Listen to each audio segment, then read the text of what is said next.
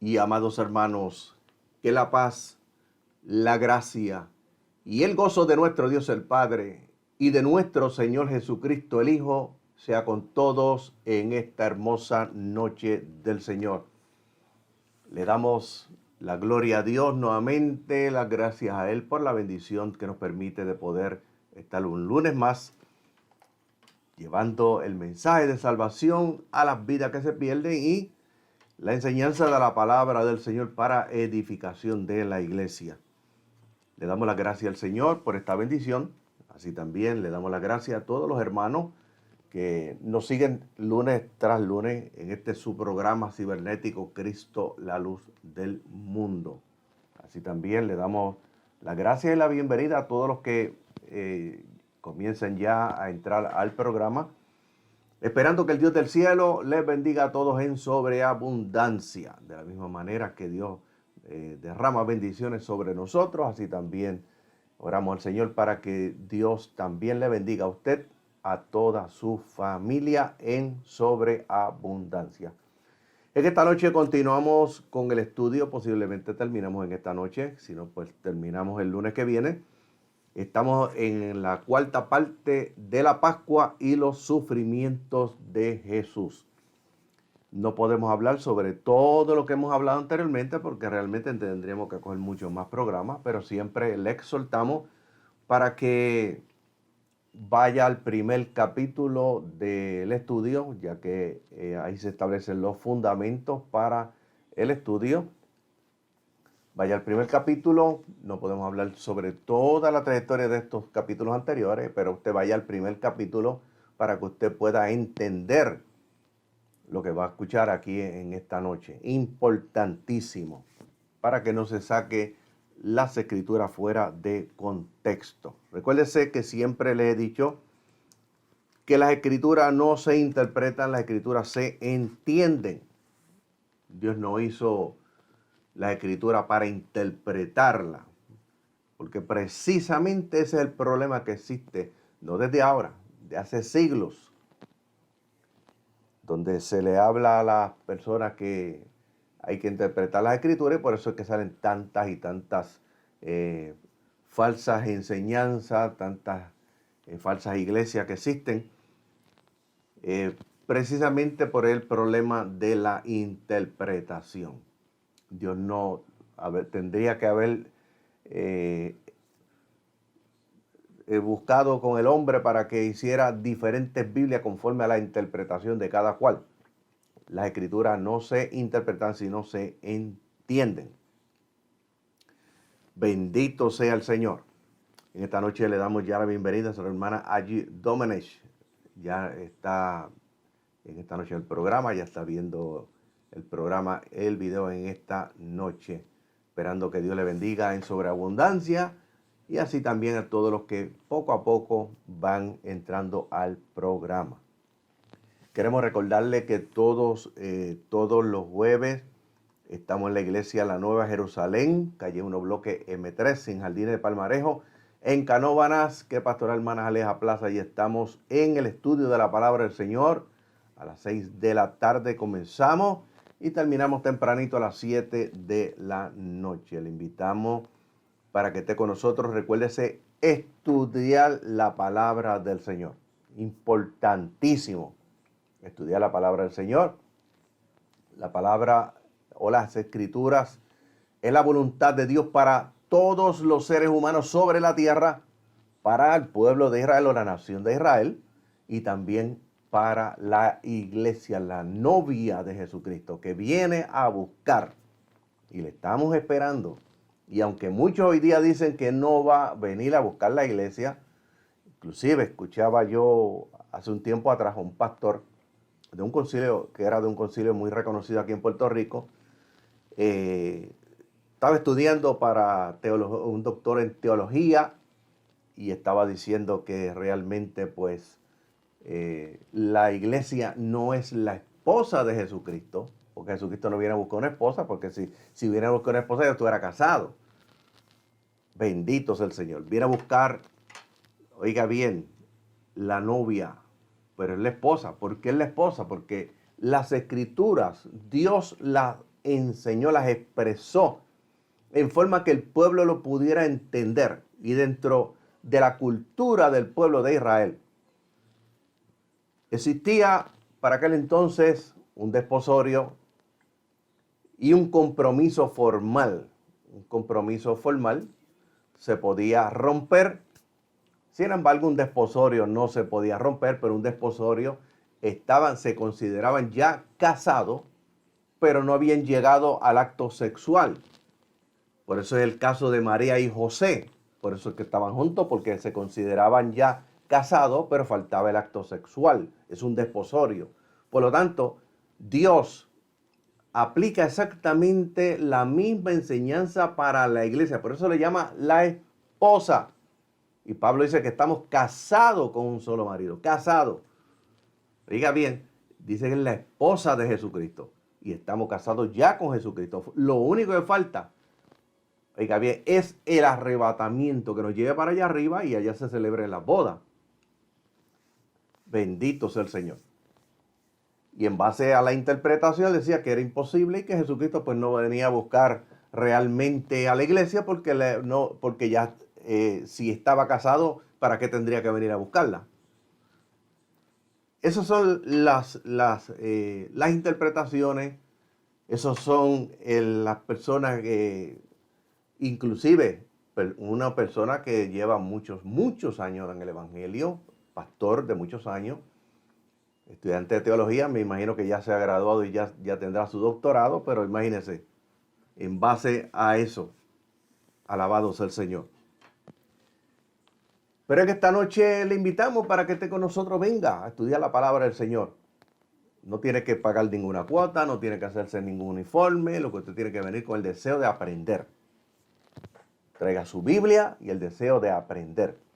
También le invitamos para que esté con nosotros en el próximo ayuno, próximo retiro, que va a ser el sábado 21 de mayo desde las 6 de la mañana. Estamos retirados ya en la iglesia, orando, ayunando, adorando al Señor. Le invitamos para que esté con nosotros. También venga. Dios está bendiciendo grandemente a los hermanos, a la iglesia. Y le invitamos para que esté con nosotros también. Recuérdese, el próximo sábado 21 de mayo. Desde las 6 de la mañana. Estamos en retiro, oración, ayuno y adoración. Bendito sea el Señor. Es que esta noche también le damos la bienvenida a nuestra hermana Mari Lavoy Plaza. Nos dice por aquí, bendiciones. Alabado sea el Señor. Y así sucesivamente, ya los hermanos van poco a poco entrando en el programa en esta noche. Esperando que Dios le bendiga a todos en sobreabundancia. El tema el cual estamos llevando en proceso, la Pascua y los sufrimientos de Jesús. Ya hablamos sobre la Pascua, el fundamento de la Pascua, cómo Dios instituyó la Pascua. Usted lo encuentra en el Éxodo capítulo 12, cuando el pueblo se prepara ya para salir después de 400 años de esclavitud y después de haber vivido durante 430 años en Egipto, 30 años que vivió bajo el faraón que puso a José como gobernador de Egipto y 400 que estuvieron esclavizados, los cuales ya Dios le había hablado a Abraham que su pueblo estaría esclavizado en tierra ajena, serían esclavos. Pero le dijo, pero yo juzgaré ese pueblo y luego saldrán con grande riqueza. Y esa grande riqueza, mi amado hermano, era el pago por la esclavitud, por el tiempo que estuvieron esclavos, trabajando de gratis para el faraón. Salieron con grandes riquezas. Dios los recompensó. Bendito sea el Señor. Ahora escuche bien.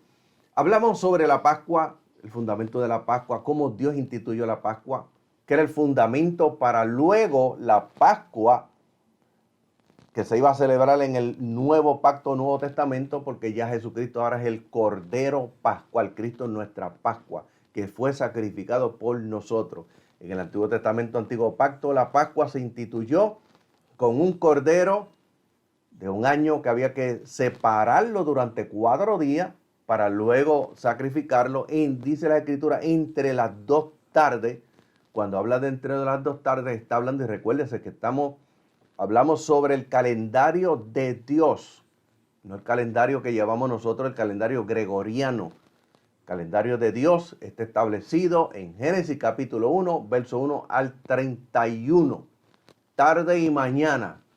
Ahí está establecido. Y cuando habla de las 2 tardes, está hablando entre las 3 de la tarde al anochecer. Y en el calendario de Dios comienza cuando aparece la primera estrella en el cielo. Ahí comienza la noche. El día comienza cuando desaparece la última estrella en el cielo por la mañana. Ahí comienza el día, tarde y mañana, no día y noche, tarde y mañana. Y había que sacrificarlo, limpiarlo entre las 2 tardes, entre las 3 cuando apareciera la primera estrella en el cielo por la noche. Bendito sea el Señor. Dios establece cómo hacer la Pascua, el significado de la Pascua, todo en el Antiguo Testamento.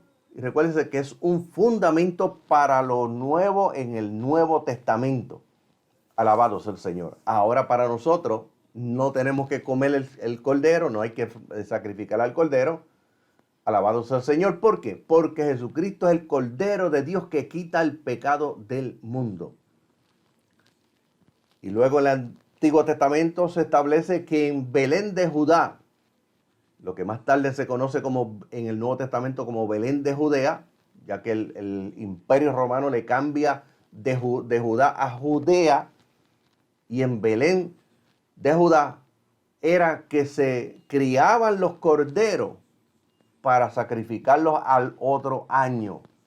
Jesucristo nació en Belén de Judá.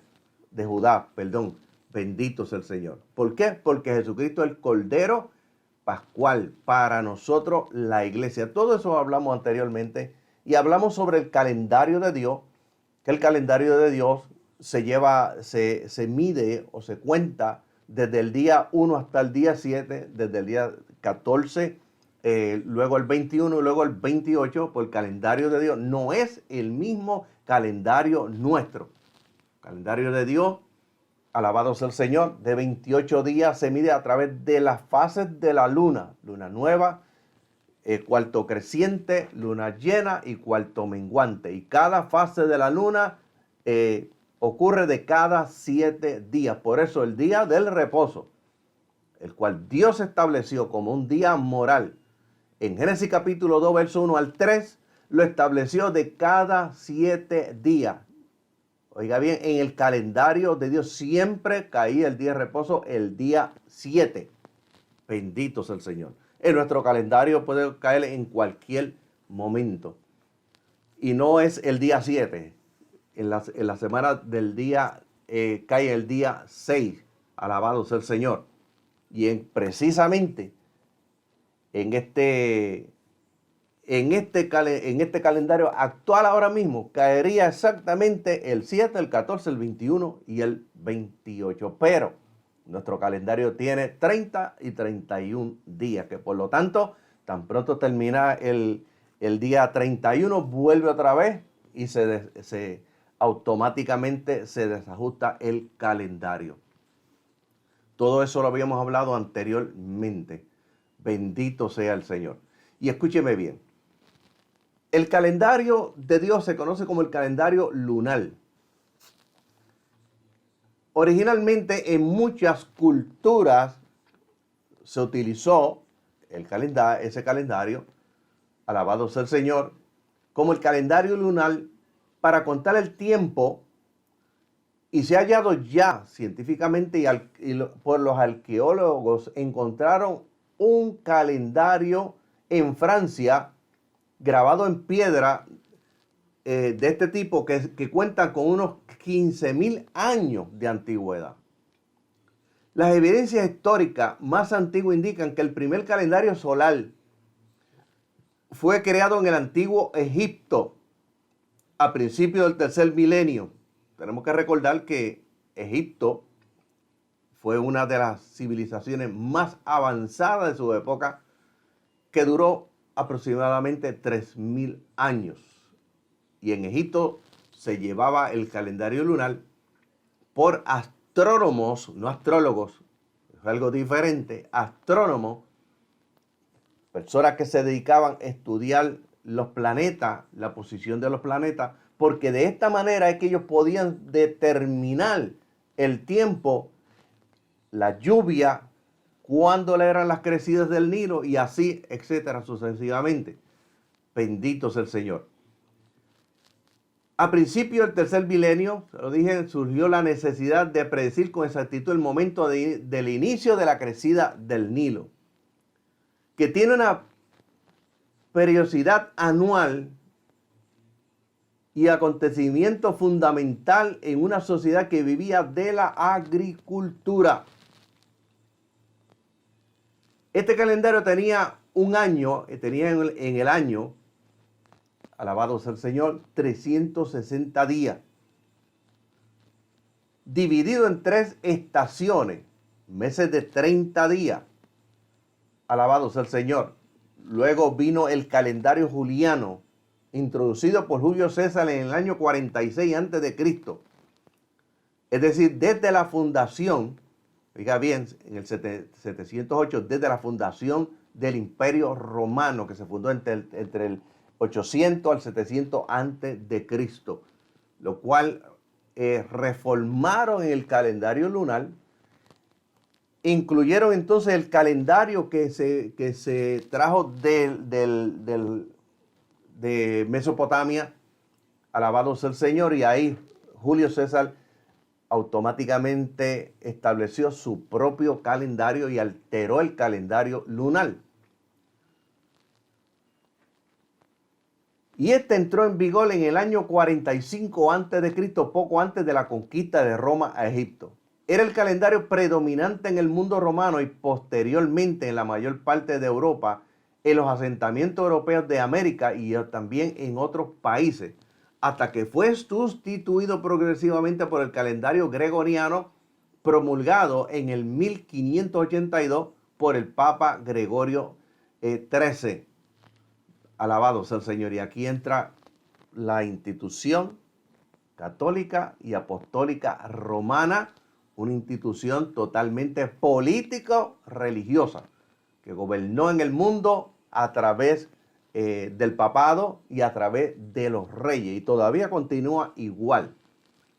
En el año 153 a.C. se tomó como inicio el año 1, oiga bien, el 1 de enero, perdón, en lugar de la tradicional del 1 de marzo, para poder planear las campañas del año con el tiempo debido a las guerras celtibéricas que se estaban desarrollando en la península ibérica y los problemas que estaban causando la conquista y el asedio de Numancia. La manera de contar los días siguió la tradición romana hasta que los visigodos introdujeron las costumbres de enumerar los días, que no sería oficial hasta que lo adoptó Carlos Magno.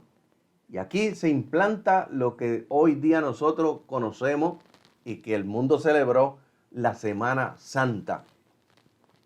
En el año 321, el emperador Constantino el Grande implantó la semana de 7 días, copiada del calendario lunar de los mesopotámicos, que establecieron la semana de 7 días, basándose en los planetas, incluidos el Sol, la Luna, que se podían observar desde la Tierra. El domingo lo establecieron como el día del Sol, el lunes en honor a la Luna, martes en honor al planeta Marte, miércoles en honor al planeta Mercurio, jueves en honor al planeta Júpiter y viernes en honor a la diosa Venus, y todo esto eran dioses para los mesopotámicos. Y el sábado en honor al planeta Saturno, otro dios más. Y esta división de la semana en 7 días, en la que con el tiempo popularizaría las distintas culturas. Además, el emperador Constantino el Grande decretó que el domingo o el día del sol fuese el día de descanso para adorar a Dios. Dios no estableció el día 8 en la semana, estableció el día 7, porque la semana constaba de 7 días, no como Constantino, alabado sea el Señor, lo cambió, ni como Julio César lo cambió, ni tampoco como lo cambió el Papa Gregorio. Bendito sea el Señor. Decretó que el domingo fuese el día de descanso para adorar a Dios en detrimento del día de reposo, que tradicionalmente no solo entre los judíos, sino también entre los gentiles. Y es que si según la tradición, cuando hablamos de tradición, estamos hablando de la Iglesia Católica Romana. Hay personas que temen decirlo. Mire, cuando hablamos de la tradición y cuando se dice que Pedro murió con la cabeza para abajo porque no quiso morir como su maestro, es una información que trajo la Iglesia Católica Romana. Escúcheme bien, porque no existe una información que diga que Pedro murió de esa manera. Alabado sea el Señor. Y escuche bien, es que según la tradición, según la Iglesia Católica Romana, Jesucristo había muerto el sexto día de la semana, siendo un viernes. Oiga bien, y los romanos fue lo que trajeron, le pusieron el nombre a los días de la semana. En el calendario de Dios no existen nombres en el día de la semana, ni tampoco existen nombres para los meses. Se contaba simplemente, los meses, mi amado hermano, se contaban por número. Bendito sea el Señor. Escuche bien. Según la tradición, Jesús había muerto el sexto día de la semana, siendo viernes. Y había resucitado en domingo, y este era el primer día de la semana judía. Oiga bien. Por otro lado, se satisfacía a otra religión muy popular en la que perteneció el propio. Constantino celebraba el culto a Mitra, cuya representación era el sol. La semana de 7 días se hallaba también presente en el calendario antiguo egipcio. El calendario gregoriano, sistema para medir el paso del tiempo, que tiene su origen en Europa, fue impuesto por el Papa Gregorio XIII en el 1582, sustituyendo el calendario de Dios y sustituyendo el calendario juliano que utilizó Julio César. El origen de este cambio llegó a raíz de los acuerdos en el Concilio de Trento. Está en la historia, busque la historia.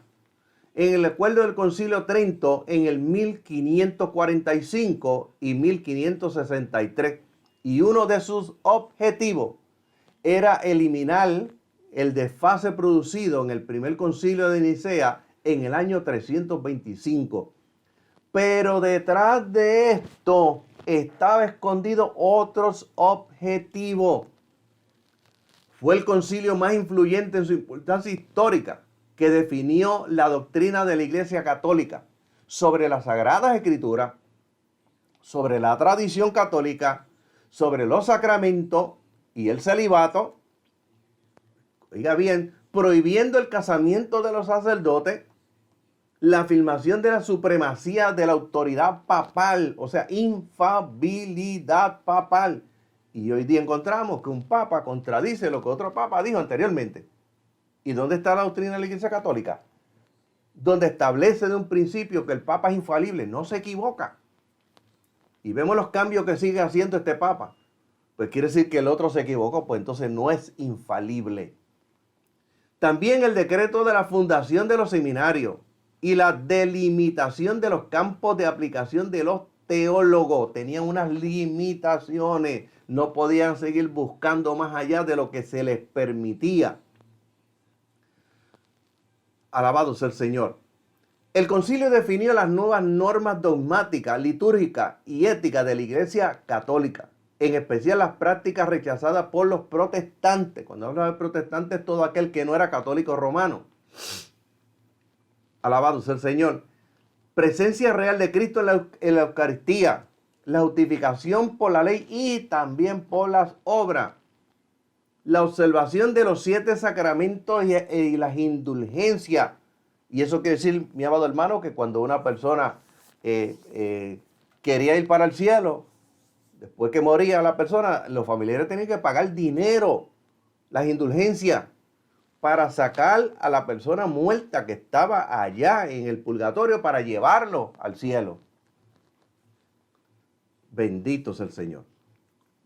La veneración de la Virgen María y María como mediadora y madre de Dios y de todos los santos. En este concilio se definieron todas estas cosas. En aquel momento se fijaron los días en los que se tenía que celebrar la Pascua y por consiguiente el resto de las celebraciones religiosas del pueblo de Israel. Como celebrar la semana, oiga bien, y también incluyeron celebrar la Semana Santa y las 7 palabras, que todavía hay muchos pastores que siguen celebrando lo mismo y siguen celebrando las 7 palabras. Es decir, lo que se tenía que hacer era adaptar el calendario civil al año, eliminando el calendario lunar del pueblo de Israel. ¿Para qué? ¿Qué estaba escondido detrás de esto?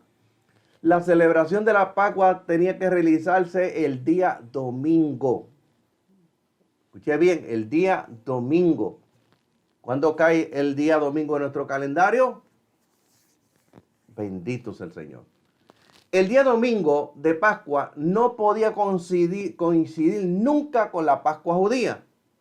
Y nunca se podía celebrar la Pascua 2 veces. O sea que el pueblo de Israel no podía celebrar su Pascua. Había que celebrar la Pascua que instituyeron los papas de la Iglesia Católica Romana. Bendito sea el Señor. Y escúcheme bien. Cuando nosotros vamos a la historia,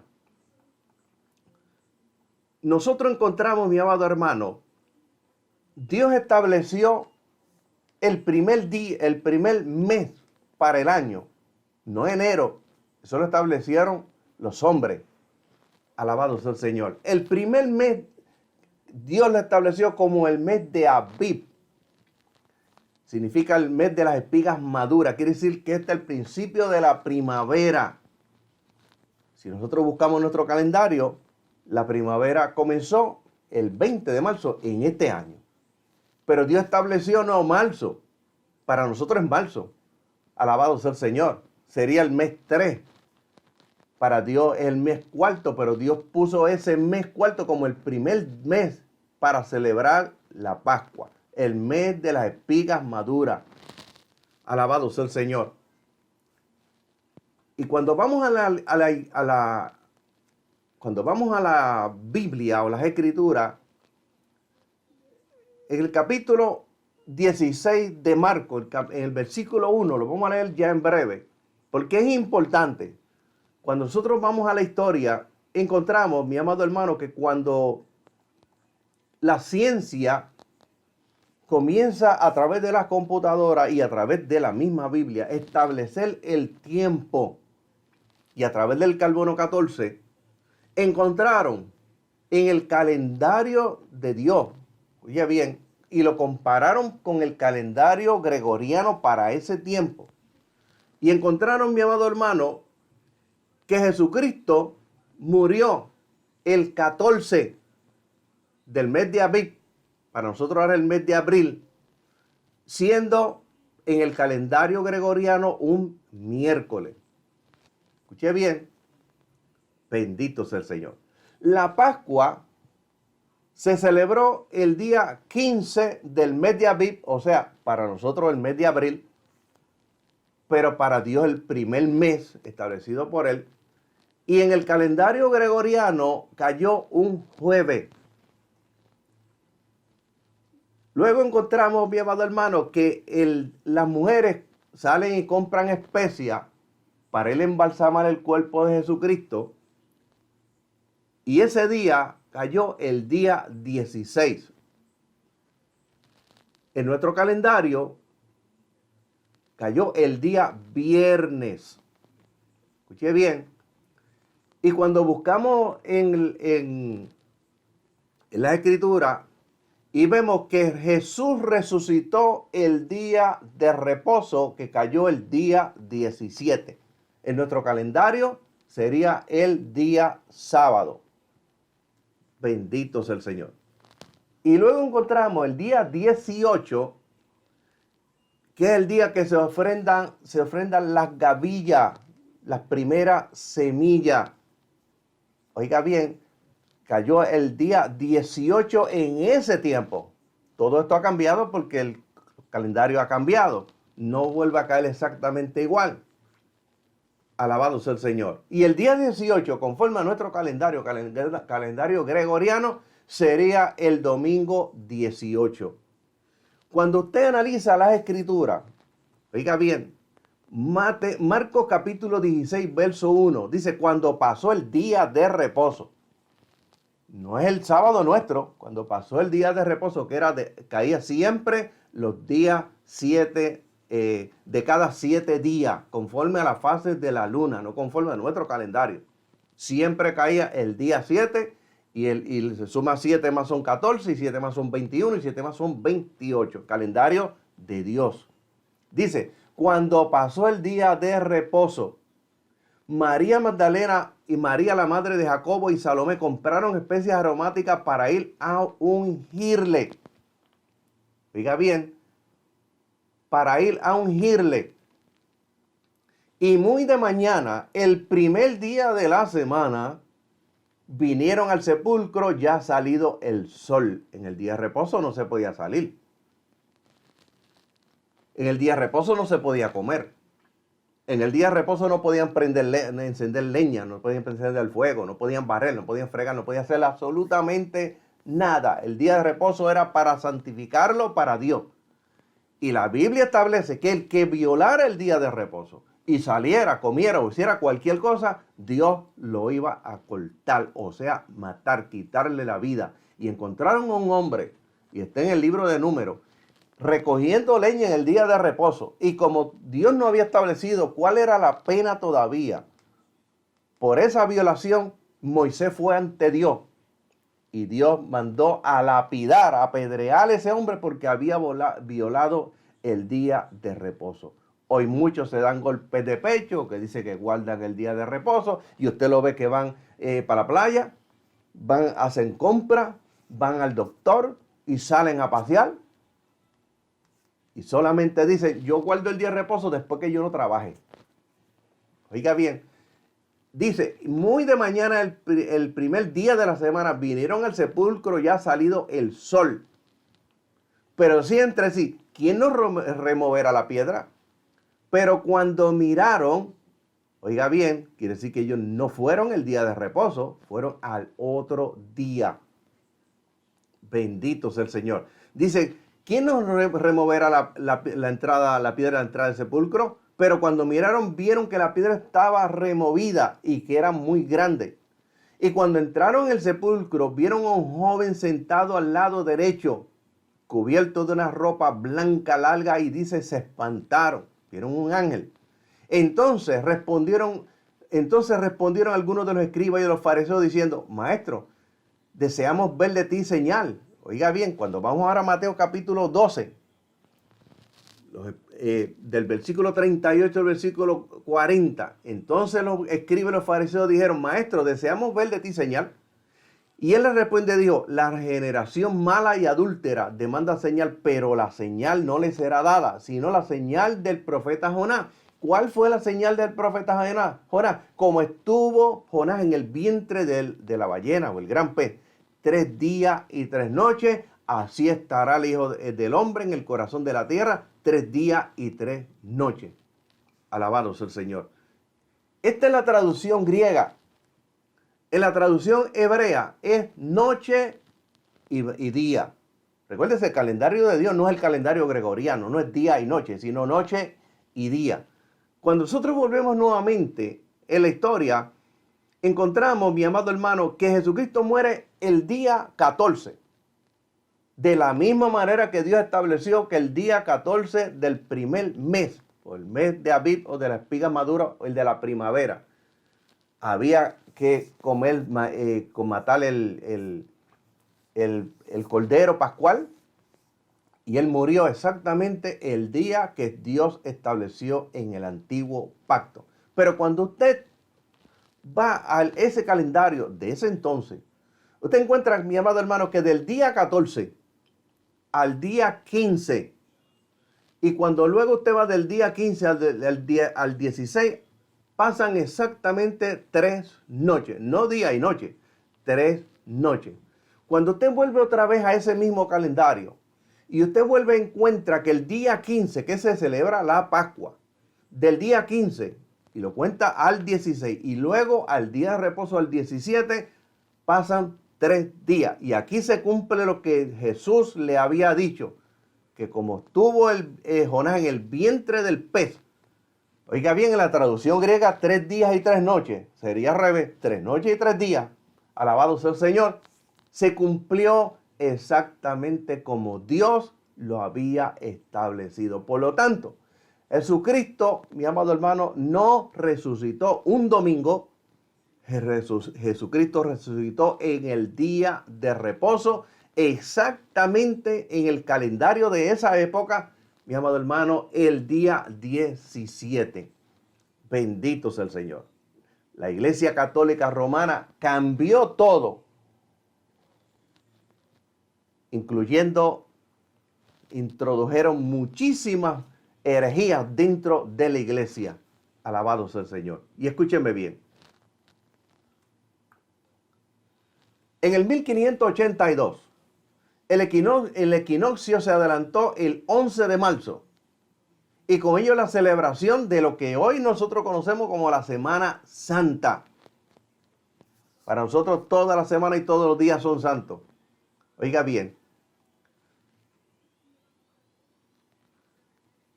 Cuando vamos a la historia, encontramos que de continuar este rol, la liturgia se celebraría cada vez antes, llegando a cambiar la estación. Esto chocaba directamente con lo escrito en la Biblia, aunque se especifica que Jesús murió en el mes judío, el mes de Nisan o el mes de Abib, en la primavera. El Papa, oiga bien, lo cambia y decidió fijar el equinoccio el 21 de marzo para celebrar la Pascua. Oiga bien, para celebrar la Pascua en la primavera. Y la adelantaron. El concilio de Nicea, o primer concilio de Nicea, fue un sínodo de obispos cristianos que tuvo lugar entre el 20 de mayo y el 19 de junio del año 325 en la ciudad de Nicea, en Bitinia, en el Imperio Romano. Esta ciudad hoy se llama en turco İznik y forma parte de la provincia de Bursa en Turquía. Fue convocado por el emperador romano Constantino I y es considerado el primer concilio ecuménico. Se supone que fue presidido por el obispo Osodio de Córdoba, de quien se cree que era uno de los legados del Papa. El emperador Constantino I había dado muestras de su simpatía por el cristianismo mediante el edicto de Milán del 313, por el cual juntó a Licinio y reconoció a los cristianos la libertad para reunirse y practicar su culto sin miedo a sufrir persecuciones, y unen la iglesia y el Estado, y la iglesia se une a Roma y se convierte en un Estado político y religioso. Años después, se enfrentó a Licinio, que dominaba la parte oriental del Imperio Romano, y lo derrotó en el año 323. Constantino era consciente de las numerosas divisiones que existían en el seno del cristianismo, por lo cual, siguiendo la recomendación de un sínodo dirigido por Ocio de Córdoba, en ese mismo año decidió convocar un concilio ecuménico de obispos en la ciudad de Nicea, donde se encontraba el Palacio Imperial del Verano. El propósito de este concilio era establecer la paz religiosa y construir la unidad de la iglesia cristiana. Cuando habla de cristiana, no está hablando de seguidores de Cristo, está hablando de la Iglesia Católica Romana. La celebración impuesta, oiga bien, de la Navidad, tanto como la Pascua por la Iglesia Católica Romana, esta es historia, sus raíces son en las culturas paganas de los pueblos germánicos, o sea, los alemanes y anglosajones, que celebraban con ritos vinculados a la naturaleza del cambio de las estaciones. Así la Pascua, como fecha de la resurrección de Jesucristo, estaba asociada al festival de Eostre, la diosa germánica de la primavera y la luz, en el equinoccio de primavera después de la luna llena. La festividad se extendía durante una semana con motivo del renacer de la vida, dejando atrás la cepa de los fríos de invierno europeo. De esas costumbres se distinguió el conejo como símbolo de la fertilidad y los huevos coloreados traduciendo el esplendor de los rayos del sol que renace. Dios no estableció el conejo de Pascua ni los huevos tampoco. Dios estableció un cordero, el cual que se tenía que separar 4 días antes, el que tenía que asarse, el que se lo tenían que comer deprisa, vestido, con su sandalia, con su ropa, con su vara en la mano, que toda la familia tenía que comérselo rápidamente con hierbas amargas. No estableció el conejo de Pascua, ni estableció los huevos tampoco, ni estableció ese festival. Eso lo trajo ¿quién? La institución católica romana, que comenzó, mi amado hermano, a traer de diferentes culturas, diferentes costumbres y las metió dentro de la iglesia. Esa tradición remite incluso a culturas más antiguas como los asirios y los babilonios, que transferían las mismas propiedades a la diosa Ishtar. La superposición de estas tradiciones místicas es la característica del sincretismo cristiano, o sea, de la unión de culturas o creencias religiosas distintas, en la cual se les enseña a los creyentes que son lo mismo, con el propósito de unirlos en un solo cuerpo, una sola iglesia, para la evangelización, mediante la cual se romantizaban los ritos paganos, es decir, que se asimilaban las formas de las celebraciones paganas, pero con un significado distinto. El Papa actual fue un invitado de la ONU y estableció, mi amado hermano, que para aproximadamente en el año 2035 al 2040, todas las iglesias tienen que unirse a una sola iglesia llamada la Iglesia Católica, Apostólica y Cristiana Romana. Una sola iglesia. Eso es lo que nos espera al final. Quizá usted no lo vea, quizá yo no lo vea. Pero eso es lo que viene. Una sola iglesia. Donde ya desde Juan Pablo II y otros papas anteriormente habían hablado, mi amado hermano, de ir uniendo todas las religiones del mundo, porque establecen que todas tienen que unirse bajo un solo Dios. Pero no importa a los otros dioses que puedan venerar o a los cuales pueda adorar. Una sola iglesia. Bendito sea el Señor. Es algo que ya existe. Y transformarlo en otra cosa como otro significado, como la famosa expresión del Papa Juan Pablo II, que dijo, todas las religiones llevan a Dios. Todos, dijo él, somos hijos de Dios. Todos somos hermanos. No importa el Dios que crea, también no importa la fiesta que celebre pagana, no importa la música que escuche, incluyendo la secular, y la meta dentro de la iglesia, como muchas iglesias han hecho, metiendo la música secular dentro de la iglesia. Alabado sea el Señor. Porque, mi amado hermano, hay que unir a todo el mundo. Y a fines del siglo IV, en una carta enviada por el Papa Gregorio I, Agustín de Hipona, uno de los mal llamados padres de la iglesia católica, no la iglesia cristiana, más conocido como San Agustín, el gran pensador de la cristiandad. Cuando habla de cristiandad no está hablando del cristianismo, está hablando del catolicismo, cuyas ideas rigieron durante el primer milenio de nuestra era. Aquel sugiere la conversión de los pueblos paganos, conservando las formas de las prácticas religiosas, aunque modificando las tradiciones para consensuar más fácilmente la consolación interna de la gracia de Dios. Unir a todo el mundo. Y hoy día, si usted mira hacia atrás en la historia, usted va a ver cómo se han ido uniendo, incluyendo, mi amado hermano, iglesias que están en la verdad. Se van uniendo todos unos con otros y trayendo las prácticas paganas a la iglesia. Inglaterra hay iglesias cristianas, mi amado hermano, que se acepta el espiritismo. Bendito sea el Señor. El registro bíblico dice que la noche anterior a su muerte Jesús se reunió con sus discípulos para celebrar la Pascua judía, no la católica. A continuación instituyó lo que se conoce como la Cena del Señor, no la Santa Cena, la Cena del Señor. Y dijo a sus discípulos, sigan haciendo esto en memoria de mí. Lucas capítulo 22, verso 19.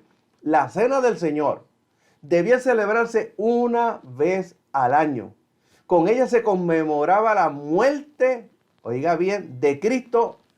Oiga bien, se conmemoraba la muerte de Cristo, no la resurrección. Jesucristo mandó a celebrar y a recordar su muerte a través de la celebración de la cena. Ahora escuche bien, bendito sea el Señor. Los huevos y el conejo, ¿de dónde salen? Históricamente, los orígenes de la Pascua, en inglés Easter, se remontan a la fiesta primaveral en honor a la diosa teutónica de la luz y la primavera conocida como Easter. Usted lo encuentra en The Westminster Dictionary of the Bible. Ahí usted encuentra esa información. La primavera era una época sagrada para los adoradores fenicios del sexo. Los símbolos de la diosa de la fertilidad Astarte o Istar eran el huevo y la liebre. Así fue como poco a poco la tradición fusiona el significado del cristiano como ceremonias paganas.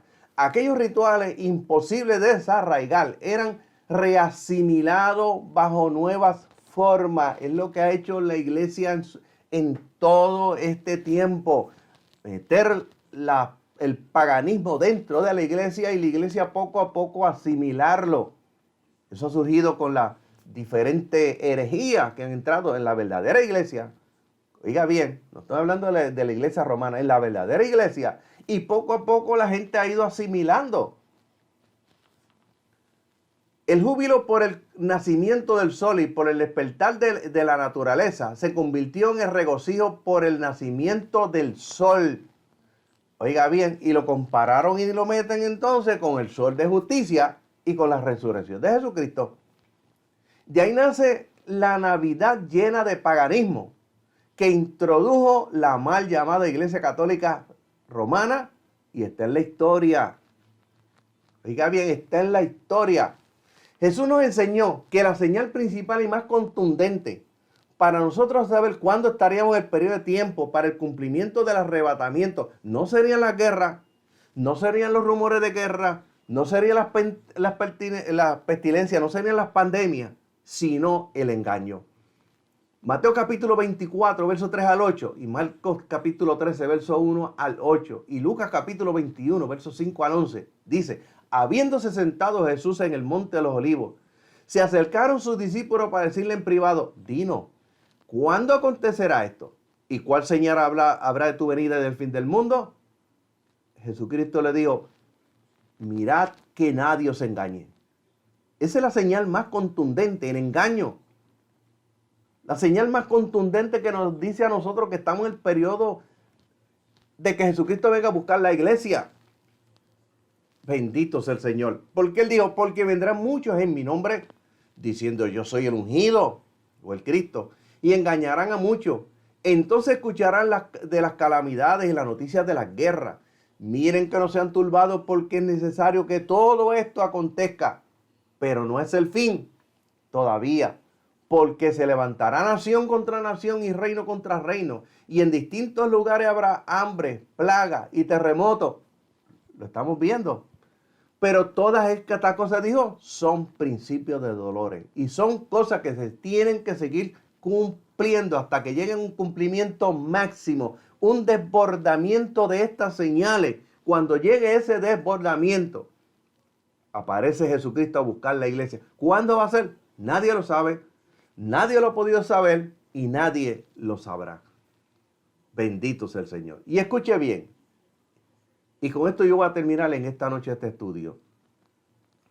El poeta, ensayista y novelista, profesor y filósofo estadounidense, nacido en España y autor del libro El sentido de la belleza del 1896, de La vida y la razón 1905, oiga bien, y de los tres poetas y filósofos del 1910, Y el último puritano, 1935.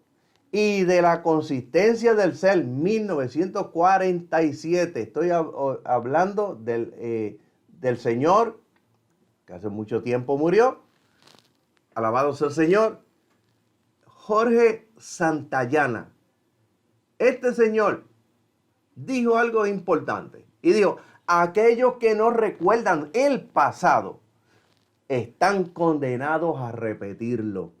Oiga bien, dijo, aquellos que no recuerdan el pasado están condenados a repetirlo, y lo dijo en el libro La Vida y Razón del 1905.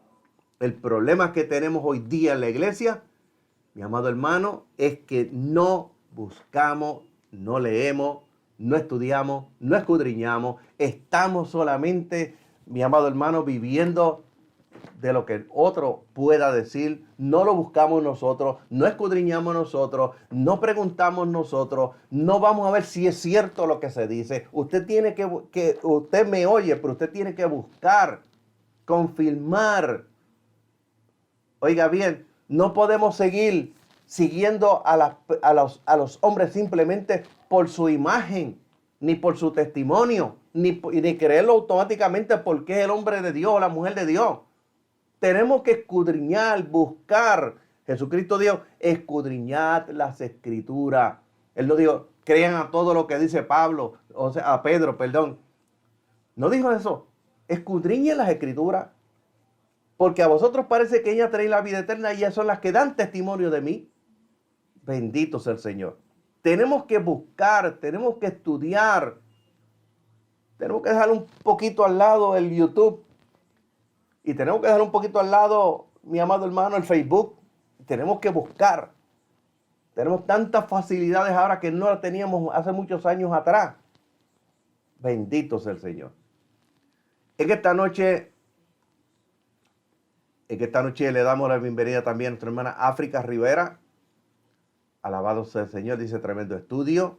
Hermana Blanca Iris nos saluda. Dios le bendiga. Guarda, hermano Carlos Aida, tremendo estudio.